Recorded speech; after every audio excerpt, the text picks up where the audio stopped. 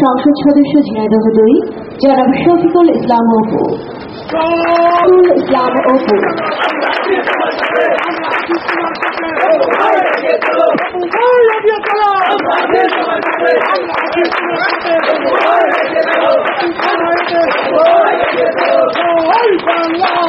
আজকে যে অনুষ্ঠান, এই অনুষ্ঠানটি একটি ব্যতিক্রম অনুষ্ঠান। এই অনুষ্ঠানটি হচ্ছে দেশীয় অস্ত্র জমা দেওয়া। কথাটা শুনতে একটু সবার কাছেই ব্যতিক্রম বলে আমার কাছে মনে হচ্ছে, যে আমার কাছে মনে হচ্ছে দেশীয় অস্ত্র জমা দেওয়ার একটা অনুষ্ঠান। আজকের এই অনুষ্ঠানে সম্মানিত সভাপতি, নবনির্বাচিত চেয়ারম্যানের এই অনুষ্ঠানে আমাদের মাঝে উপস্থিত আছেন ঝিনাইদহের সর্বোচ্চ প্রশাসনিক যার দায়িত্বে সেই ঝিনাইদহ পুলিশ সুপার মহোদয় সহ এখানে র্যাবের যিনি প্রধান তিনি সহ আওয়ামী লীগ সহ বিভিন্ন সংগঠনের নেতৃবৃন্দ, এই ইউনিয়নের বিভিন্ন ওয়ার্ড থেকে নির্বাচিত প্রতিনিধি এবং বিভিন্ন ইউনিয়ন থেকে নির্বাচিত আমার নবনির্বাচিত চেয়ারম্যানগণ উপস্থিত আছেন। এই ইউনিয়নের বিভিন্ন স্তরের সমাজপতি, নেতা কর্মী, মুরব্বীগণ, আমার ভাই ও বোনেরা, আসসালামু আলাইকুম। নাম দেশীয় অস্ত্র জমা দেওয়া, এটা আমি কোনোদিন শুনি নাই। আমার এই প্রায় 49 বছর বয়সে প্রথম শুনলাম যে দেশীয় অস্ত্র জমা দেওয়ার একটি অনুষ্ঠান করা যায়। আমি নিঃসন্দেহে বলতে পারি আজকের এই অনুষ্ঠানের উদ্যোক্তা, যার সাথে অনেকে হয়তো সহযোগিতায় জড়িত আছেন, অবশ্যই আমি সবার এই সম্মিলিত উদ্যোগ আমি শুনেছি এর সাথে এসপি মহোদয় সহ এই সদর উপজেলার ওসি সহ বিভিন্ন পুলিশ কর্মকর্তারাও সহযোগিতা করেছেন। আমি আমার পক্ষ থেকে এই উদ্যোগকে আমি ধন্যবাদ জানাই, স্বাগত জানাই। ইতিমধ্যে আমার পরিচয় দিতে গিয়ে আপনারা শুনেছেন যে আমাকে জননেত্রী শেখ হাসিনা স্বরাষ্ট্র মন্ত্রণালয় স্থায়ী কমিটিতে কাজ করার সুযোগ করে দিয়েছেন। আপনারা জানেন যে নির্বাচিত এমপি প্রত্যেককেই কোনো না কোনো মন্ত্রণালয়ের অধীনে কাজ করতে হয়। আমাকে সেই সুবাদেই জননেত্রী শেখ হাসিনা স্বরাষ্ট্র মন্ত্রণালয়ের স্থায়ী কমিটিতে তিনি নিজেই উদ্যোগী হয়ে আমাকে এখানে কাজ করার সুযোগ করে দিয়েছেন। আমি অত্যন্ত খুশি যে এই খুলনা বিভাগ, বরিশাল বিভাগ, এই অঞ্চলের ভিতরেই শুধুমাত্র আমাকেই এই স্বরাষ্ট্র মন্ত্রণালয় স্থায়ী কমিটিতে কাজ করার সুযোগ করে দেওয়া। মূলত এই কাজটি এই জন্যই আমাকে দিয়েছেন যে দক্ষিণ পশ্চিম অঞ্চল মানে সন্ত্রাসের অভয়ারণ্য। এই তো সেদিনের কথা, ঝিনাইদহের মানুষ ওই কোনো মৃত্যু দেখে আটকে উঠত না, কারণ জানতো যে ও তো স্বাভাবিক একটা ঘটনায় পরিণত হয়েছে। আর লাশ কাটতো, সে আর লাশ কাটতে কাটতে অস্থির হয়ে গেছে। আমি অত্যন্ত ধন্যবাদ জানাই ঝিনাইদহ আমার নির্বাচনী এলাকার জনগণকে, এই ঝিনাইদহ হরিণাকুণ্ডুবাসীকে, যে আমাদের যে উদ্যোগ সন্ত্রাস মুক্ত যে ঘোষণা আমরা ঝিনাইদহ আপনাদের সামনে ওয়াদা করেছিলাম দুর্নীতি মুক্ত, সন্ত্রাস মুক্ত করব, আমরা অন্তত সেই কাজটি করার জন্য চেষ্টা করছি এবং আপনারা আমাদেরকে সেই কাজে সহযোগিতা দিয়েছেন। সেই কারণে এই পুরাহাটি ইউনিয়নের যারা আজকে এই দেশীয় অস্ত্র জমা দিলেন, যেহেতু এই উদ্যোগকে তারা সফল করার জন্য এগিয়ে এসছেন, সেই কারণে ঝিনাইদহকে একটি সন্ত্রাস মুক্ত, দুর্নীতি মুক্ত করব, এই কথা আমার নির্বাচনী ওয়াদা ছিল। সেই কাজ আমরা করছি। অনেকেই বুঝতে পারেন না, অনেকেই মনে করেন যে এমপি সাহেব হয়তো ঠিক মতন খোঁজ রাখেন না। আমার এসপি সাহেবদের কাছে আমার নির্দেশ আছে, আমার দল বলে কোনো কথা নাই। সন্ত্রাসী যেই হোক সে আমার দলের কেউ না, সেই সমাজের শত্রু, তাকে কোনো মাফ করা হবে না, তাকে কোনো ক্ষমা করা হবে না। বিষয়ে আমার কাছে অনেকেই এই সন্ত্রাসীদের কারণে আবদার নিয়ে এসছেন, বলেছেন যে একটু যদি ওসি সাহেবকে ঠিক নাই। আমার কথা শোনে না, কারণ আমি তাদের নির্দেশ দিয়ে দিয়েছি যেটা তার বাইরে তিনি করার কোনো ক্ষমতা নাই তার। আমার কথা আপনারা বুঝতে পারছেন কিনা? আমার বিশ্বাস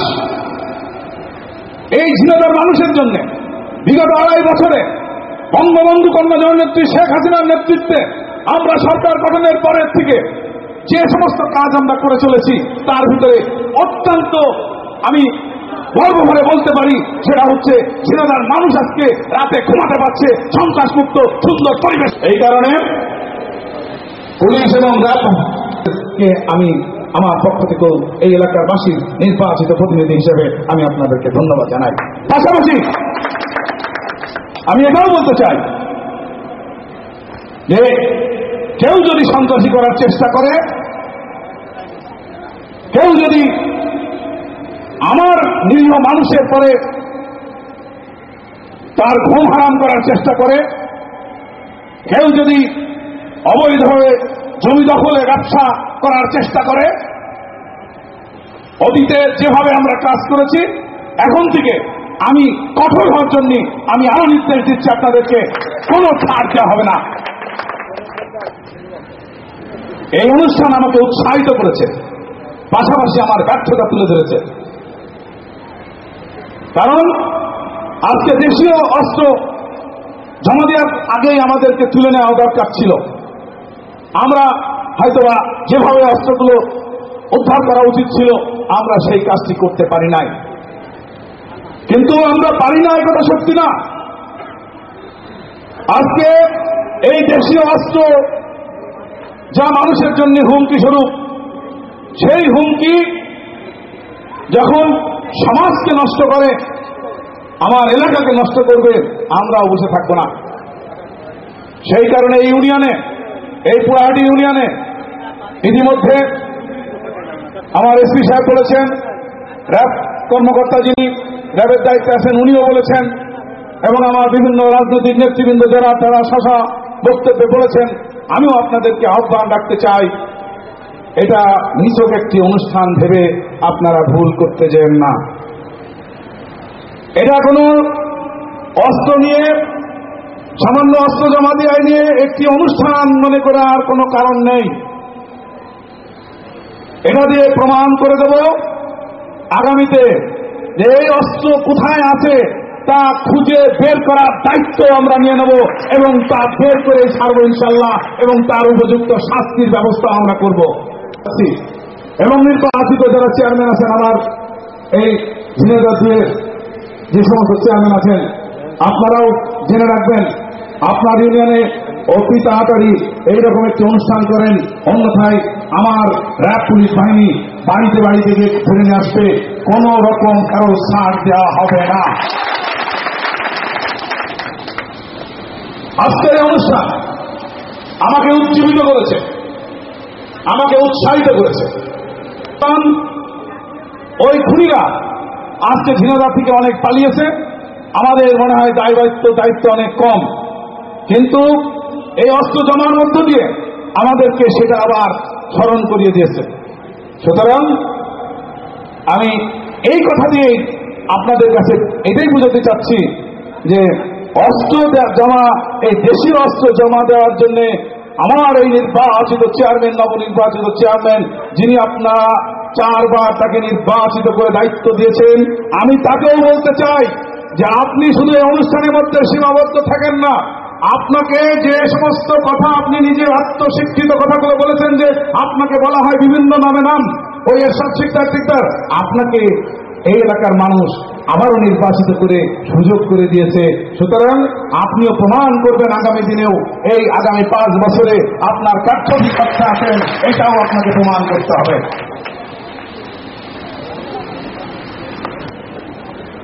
আমরা দেখলাম যে মানপত্রের মধ্য দিয়ে আমার কাছে কিছু দাবি দেওয়ার কথা বলা হয়েছে।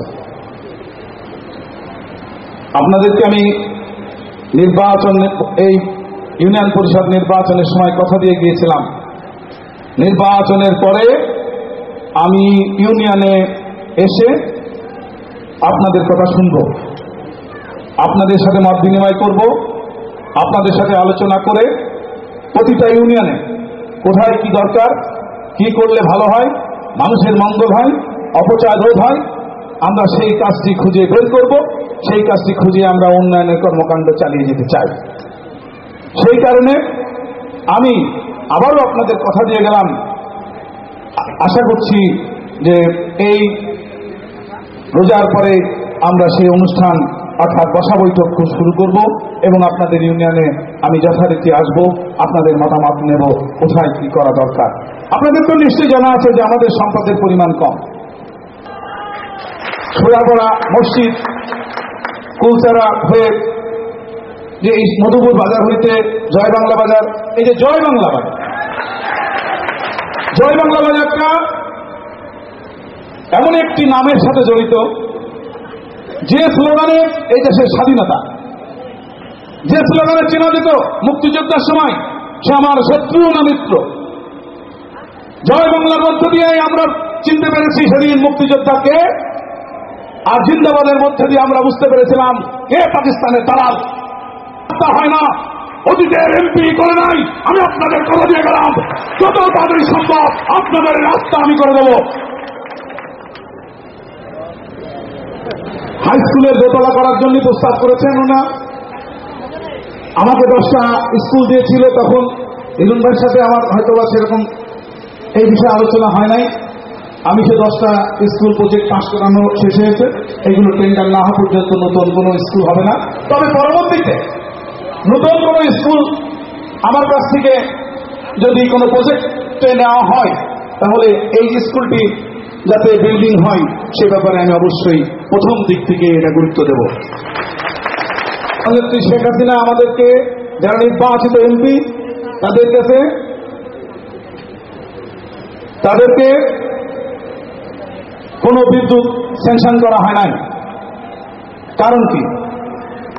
কারণ আপনারা তো সংসদ যদি দেখে থাকেন তাহলে আপনারা জানবেন যে জননেত্রী শেখ হাসিনা এই ব্যাপারে অনেকবার স্টেটমেন্ট দিয়েছেন যে বাংলাদেশে বিগত সরকারগুলো বিশেষ করে ওই সারা বাংলাদেশে বিদ্যুতের নামে হরিলুট হয়েছে, হরিলুট পর্যন্ত সে লুট হয়েছে। সেখানে বিদ্যুতের নামে খাম্বা ব্যবসা হয়েছে, মানুষের লাইন দিয়ে রাখার নামে খাম্বা ফুটে দেওয়া হয়েছে। আমার নির্বাচনী এলাকায় এখনো পর্যন্ত প্রায় 50টি গ্রামে এরকম খাম্বা দিয়ে রাখানো হয়েছে, যার বিদ্যুৎ সংযোগ না দিয়ে তারা চলে গেছে। 2001 সাল পর্যন্ত যেখানে রেখে গেলাম তার থেকে দেখা গেল আমরা যারা ক্ষমতায় আসলাম 2008 সালের পরে সেই বিদ্যুতের উৎপাদনের পরিমাণ আরো 500 মেগাওয়াট বিদ্যুৎ কমে গেছে। আমরা উদ্যোগী হয়েছি, কাজ করছি, নেত্রীর নেতৃত্বে আমরা ব্যাপকভাবে বিদ্যুৎ নিতে যাচ্ছে। আমরা শুনেছি যে অল্প কিছুদিনের ভিতরেই প্রত্যেকটি এমপি নামে 100 কিলো বিদ্যুতের লাইন হয়তো আমাদের নামে বরাদ্দ দেওয়া হবে। আমি সচরাচর আপনারা জেনে থাকবেন যে আমি মিথ্যা প্রশ্রয় নিই না, মিথ্যা কথা বলে মানুষকে ধোঁকা দিয়ে আমি কাজ করি না, রাজনীতি করি না। আমি যা বলি তা চেষ্টা করি। সেই কারণে আমি বলতে চাই, আমাকে যদি 100 কিলো বিদ্যুৎ দেওয়া হয়, পুরাহাটি ইউনিয়নের যে যতটুকু পাওনা, কি পরিমাণ বিদ্যুৎ প্রয়োজন আমি অ্যানালিসিস করে হিসেব করে বের করে পুরাহাটি ইউনিয়ন যাতে বঞ্চিত না হয় সেই ব্যাপারে আমি অবশ্যই চেষ্টা করব, আপনাদের সাথে বসেই সেটা করব। আমি সেই পরিমাণ উন্নতি করে দিতে পারবো এই কথাটা ঠিক না। তবে আমি এটুকু বলতে পারি যে সারা এই অঞ্চলে যতগুলো নির্বাচনী এলাকা আছে তাদের কারোর থেকে যদি আমি কম আনি তাহলে বলবেন যে আমার যোগ্যতার অভাব আছে। আমি নিঃসন্দেহে বলতে পারি ব্যক্তিগত উদ্যোগে জননেত্রী শেখ হাসিনার কাছ থেকে আমি অনেক কিছু আদায় করে আমার পক্ষে সম্ভব, যে অনুষ্ঠানটি জননেত্রী শেখ হাসিনা পাস করে দিয়েছে। ইনশাল্লাহ আমি আপনাদের এটুকু বলে যেতে চাই যে এই কলেজটি টেক্সটাইল ইঞ্জিনিয়ারিং বিশ্ববিদ্যালয় ইনশাল্লাহ এটা আমি আগামীতে করে দেবো ইনশাল্লাহ। আজকে রাস্তাঘাট আসলেই দরকার, সেই কারণে আমরা নতুন একটি প্রজেক্ট পাস করিয়েছি। আমরা সকল এমপি মিলে নেত্রীর সাথে কথা বলে একটি প্রজেক্ট পাস করেছি, নাম হয়েছে বৃহত্তর যশোর প্রকল্প। সেই বৃহত্তর যশোর প্রকল্পের আওতায় আমরা বেশ কিছু রাস্তা অন্তর্ভুক্ত করেছি। ইনশাল্লাহ আপনাদের এই বাকি আড়াই বছর দেখিয়ে দেবো ইনশাল্লাহ। আজকের এই অনুষ্ঠানটি একটু ভিন্ন মাত্রার, তাই আগামীতে জনসভা করে আমি আপনাদেরকে জানিয়ে দেব এ পর্যন্ত উন্নয়নের অবস্থা কি এবং ভবিষ্যৎ পরিকল্পনা কিভাবে করতে চাই। আপনারা বুঝতে পেরেছেন আমার কথা? আজকের অনুষ্ঠানের ধারায় আমি আর দু একটি কথা বলতে চাই। সেই কথাগুলো এরকম যে আমি আপনাদেরকে কিন্তু আগেও বলেছি, আবার স্মরণ করিয়ে দিচ্ছি। সেটা হচ্ছে যে এই অনুষ্ঠানকে আপনারা গানের অনুষ্ঠান, আনন্দের অনুষ্ঠান হিসেবে কেউ ভুল করে ভেবেন না। আমি আবার বলছি, এটি দেশীয় অস্ত্র জমাদানের অনুষ্ঠান এবং এর পরের থেকে এই পুরাহাটি ইউনিয়ন সহ আমার নির্বাচনী 21টি ইউনিয়নে আর কোন দেশীয় অস্ত্র আমরা দেখতে চাই না। তার জন্য প্রশাসনের যতটুকু ব্যবস্থা নেওয়া দরকার আমরা তা নেব। এবং দক্ষিণ পশ্চিম অঞ্চলের মানুষের একটা বদনামের যেমন সন্ত্রাসী এবং শান্তিপ্রিয় মানুষ হিসেবেও কিন্তু এই অঞ্চলের মানুষের একটা সুনাম আছে। এই অঞ্চলের মানুষ যথেষ্ট শান্তিপ্রিয় মানুষ। গুটিগত সন্ত্রাসীর কারণে আমরা আজকে নির্বাচিত হওয়ার পরের থেকে অতীতের নিয়ম যাতে এখানে না থাকে সেইটা করার চেষ্টা করেছি। আজকে আপনারা ইতিমধ্যে দেখেছেন যে টিআর কাবিখা থেকে শুরু করে অতীতে কেউ জানতোই না যে এইরকম উন্নয়ন করা যায়। এই দিয়ে আমরা সেটা চাক্ষুষ উন্নয়ন করে প্রমাণ করেছি এবং আগামীতেও আপনাদের সাথে বসা বৈঠক করে যেখানে যতটুকু দরকার, মসজিদ বলেন, মন্দির বলেন, ঈদগাহ বলেন, আর কবরস্থান বলেন, আর আপনাদের পাশে যে যেখানে যতটুকু দরকার, বসার বিশ্রামের জায়গা থেকে শুরু করে বাথরুম থেকে শুরু করে স্কুল কলেজের বাথরুম থেকে শুরু করে আপনাদের যে কোনো সমস্যা আপনারা জরুরিভাবে আমার সাথে দেখা করবেন। আমি আগেও বলেছি বসবো আপনাদের সাথে, তারপর আমার সাথে দেখা করবেন। আমি আপনাদের যে কোনো এই জাতীয় আবদার আপনারা আমার কাছে দেওয়ার 6 মাসের ভিতরেই আমরা সেই কাজটি করে দেবো ইনশাল্লাহ। কারণ টিআরের টাকা আমি চুরি করে খাই না, কারণ আমরা ওই জেলা পরিষদের টাকা ওই দেখার নামে লুট করে খাই না। সুতরাং এইগুলো দিয়ে আমরা আপনাদের কাছে পাশে থেকে এই এলাকার উন্নয়নের সহযোগিতা করতে চাই। নির্বাচিত চেয়ারম্যানের হাতকে শক্তিশালী করার জন্য নির্বাচনের আগে বলেছিলাম যে পাশ করালে আপনাদের পাশে থেকে। পরিশেষে আর বক্তব্য বাড়াবো না, আমি শুধু একটি কথা স্মরণ করিয়ে দিতে চাই, আর তা হচ্ছে আমার আপনার নেত্রী বাংলার জনগণের আশা আকাঙ্ক্ষার প্রতীক, হাজার বছরের শ্রেষ্ঠ বাঙালি জাতির জনবঙ্গবন্ধু শেখ মুজিবুর রহমানের যোগ্য উত্তরসূরি জননেত্রী শেখ হাসিনা ক্ষমতা গ্রহণের পরে বাংলাদেশের মানুষের কাছে উনি ওয়াদা দিয়েছিলেন, এই দেশ হবে দুর্নীতিমুক্ত, সন্ত্রাস মুক্ত, এই দেশ হবে চাঁদাবাজ দরিদ্র মুক্ত, বাংলাদেশ হবে একটি মধ্য আয়ের দেশ, যে দেশে আর কোন গরিব মানুষ বিনা চিকিৎসায় আর মারা যাবে না, যে দেশে আর কোন মানুষ পয়সার অভাবে আর শিক্ষা নিতে ব্যর্থ হবে না। আমরা সেই কারণে বাংলাদেশের সকল শিশুকে বিনামূল্যে বই বিতরণ করার ব্যবস্থা করেছি। আমরা বাংলাদেশের শিক্ষা নয়, শুধু স্বাস্থ্য নিশ্চয়তা দিতে চাই। আমরা বাংলাদেশকে 2021 সাল হবে বাংলাদেশ ক্ষুধামুক্ত, দরিদ্রমুক্ত বাংলাদেশ। সেই কাজে নেত্রী শেখ হাসিনার সাথে আপনাদের পক্ষ থেকে নির্বাচিত প্রতিনিধি হিসেবে আমার যতটুকু করণীয় আমি করে যেতে চাই। এর কারণে আমি কাউরে ভয় পাই না, সন্ত্রাসে আমার ভয় পাই না। আপনাদের পাশে থাকবো, আপনাদের পাশে থেকেই বঙ্গবন্ধু কন্যা জননেত্রী শেখ হাসিনার ওই লক্ষ্য পূরণ করার জন্য আমরা কাজ করে যেতে চাই। সেই কারণে আজকের এই অনুষ্ঠানকে আমি সুস্বাগত জানিয়ে সন্ত্রাসমুক্ত এবং দুর্নীতিমুক্ত করার জন্য একটি মডেল হিসেবে গ্রহণ করে আগামী দিনে সমস্ত জায়গায় এইভাবে সন্ত্রাসমুক্তের কাজ এগিয়ে নেবেন এই আশাবাদ ব্যক্ত করে এবং প্রশাসনের সকল স্তরের সবাইকে আবার ধন্যবাদ দিয়ে এই ইউনিয়নের সকল স্তরের নেতা কর্মীদেরকে ধন্যবাদ জানিয়ে, অনুষ্ঠানের আয়োজকদেরকে ধন্যবাদ জানিয়ে, আমার সাথে যারা মেয়র সাহেব সহ যারা উপস্থিত ছিলেন এবং আছেন সবাইকে এই গরমের মধ্যে কষ্ট করে আসার জন্য ধন্যবাদ জানিয়ে, আমার এলাকার নির্বাচনী এলাকার এই পুরাহাটি ইউনিয়নের সকল স্তরের জনগণকে আবারও আমার পক্ষ থেকে ধন্যবাদ জানিয়ে আমি আমার বক্তব্য শেষ করছি।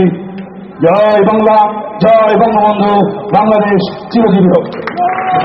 ধন্যবাদ। আমাদের শহীদুল ইসলাম হিরণ চেয়ারম্যানকে অনুরোধ করছি আমাদের প্রথম পর্বের অনুষ্ঠানের সমাপনী ঘোষণা করার জন্য। আজকে সবার প্রধান অতিথি